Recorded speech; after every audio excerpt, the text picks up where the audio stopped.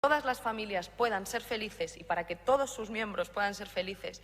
y para que puedan desarrollar sus proyectos de vida, hay que hacer políticas públicas que garanticen derechos. De otra manera no vamos a conseguirlo, por mucho que reconozcamos que existen diversos tipos de familia. Y estamos hablando del ingreso mínimo vital, de topar el precio de los alquileres e impedir que haya fondos buitre y especuladores que imponen a las familias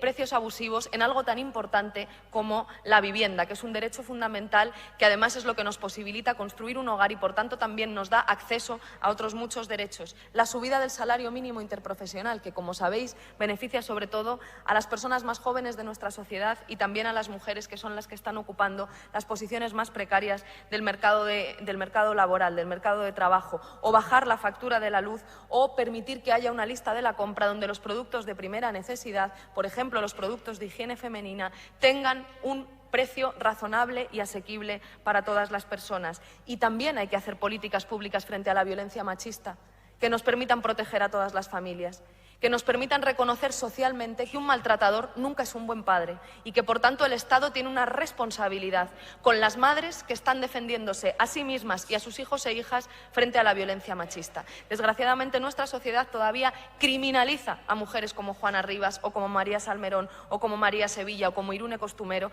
cuando luchan por los derechos suyos y de sus hijos e hijas frente a los maltratadores. Y yo creo que tenemos una responsabilidad especial en entender que cuando hablamos de políticas de lucha contra las violencias machistas, también estamos hablando de proteger a las familias y de proteger a las mujeres y a sus hijos e hijas.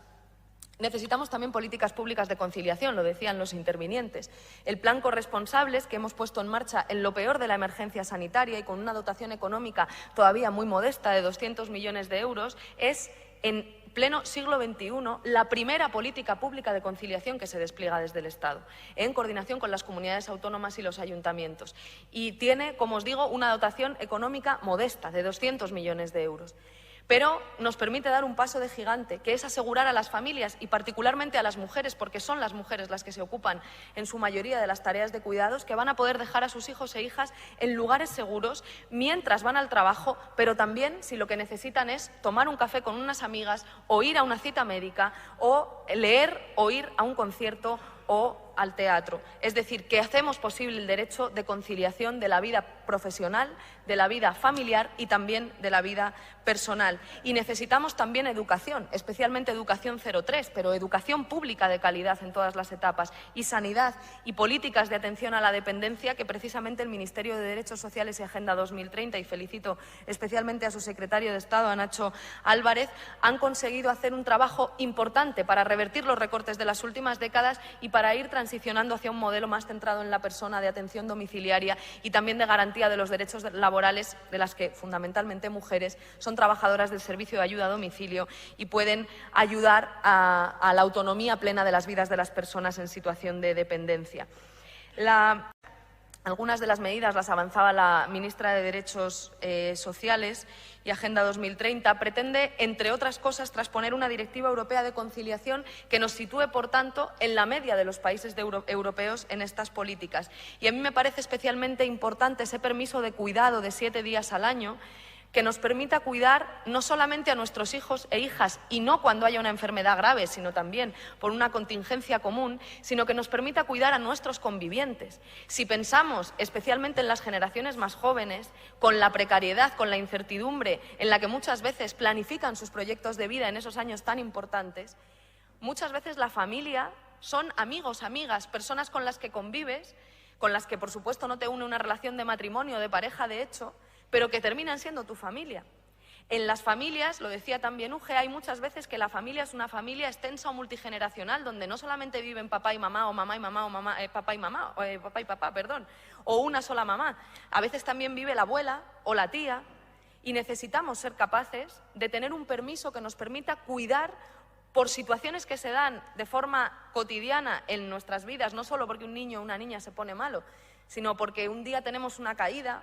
tenemos una gripe grande o una fuerte gastroenteritis y necesitamos que haya un conviviente que nos ayude y que nos permita reponernos y recuperarnos. Creo que ese permiso que esté vinculado no solo a enfermedades graves, sino que nos permita hacer frente también a contingencias o enfermedades más comunes, y que no esté vinculado solamente al cuidado de los hijos e hijas, sino que pueda ser utilizado para las personas con las que convivimos, es uno de los grandes avances que vamos a poder dar. Pero también la ampliación de derechos para las familias monomarentales, que, como decíamos, son 2 millones de familias en nuestro país encabezadas por padres o madres que crían solas y en su mayoría son mujeres, y también para las víctimas de violencia de género. Para las madres víctimas de violencia de género también tenemos que ampliar derechos. Ampliar también derechos de las personas LGTBI, su derecho a formar familia, que, por ejemplo, en el Sistema Nacional de Salud y en la cartera de servicios comunes podamos reconocer el método ROPA para facilitar también la formación de familia a las lesbianas o mujeres bisexuales, o recuperar el derecho a la reproducción asistida para mujeres de 40 a 45 años. Y termino con una pequeña reflexión que me parece la más importante. Esta ley va a ser una ley que genere debate social y que genere conversaciones. Y es una ley en realidad profundamente ideológica, porque con esta ley estamos legitimando como Estado, como instituciones, el derecho de todo el mundo a ser quien es, sin que por ello tenga que ver mermados sus derechos, y el derecho de todo el mundo a formar la familia que quiera. Eso es una cuestión profundamente ideológica. Y detrás de eso hay una cuestión todavía más ideológica. Porque la derecha no solamente tiene un modelo de familia excluyente, que quiere dejar a las familias solas ante el peligro, que no le importa que las familias vivan en la más absoluta inseguridad asociada a la vulneración de derechos o al no reconocimiento de derechos. Lo que nos estamos jugando es si en este país hay un Estado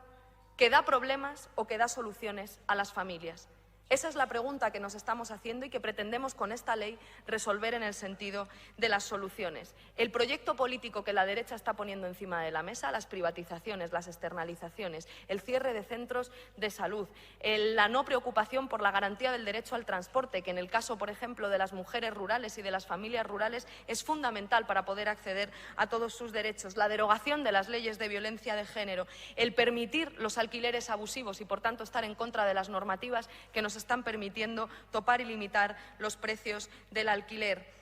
Yo creo que frente a eso, esta ley es también una ley profundamente feminista, en el sentido de que busca dar seguridad a las familias, a todas las familias, en su diversidad,